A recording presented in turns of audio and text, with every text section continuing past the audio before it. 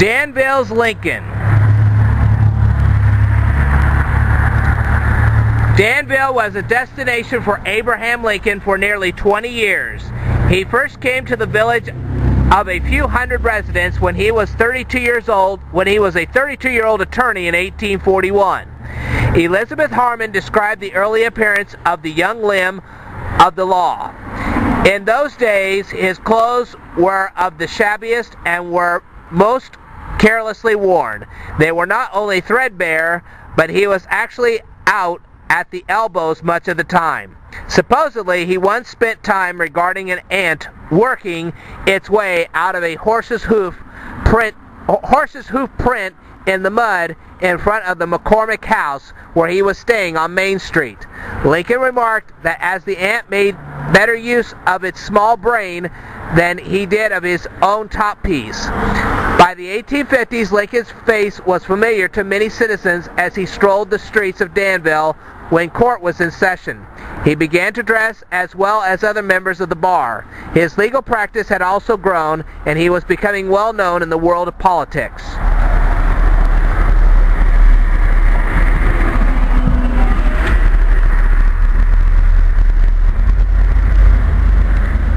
The McCormick House Hotel was located on the northwest corner of Main and Walnut Streets. For many years, it offered lodging to weary travelers and local businessmen. It was on McCormick House stationery that Lincoln, in 1859, wrote his acceptance letter to James A. Briggs. This speech at Cooper Union would launch Lincoln on his way to the presidency.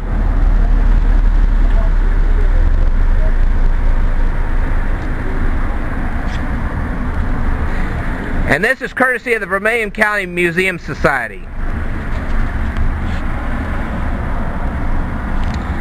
I believe, after all, I shall make a political speech of it. You have no objections, Lincoln wrote to James A. Briggs while staying at Danville's McCormick House on November 13, 1859. The speech, made at Cooper Union in New York, helped him gain the presidential nomination of the Republican Party. Lincoln and Ward Hill Layman formed a law partnership in 1852, opening an office in Barnum Building on the public square. It became a popular gathering place for the men of Danville, who were drawn to Lincoln's young, fun-loving, boisterous partner. The partnership ended when Layman was elected state's attorney in 1856.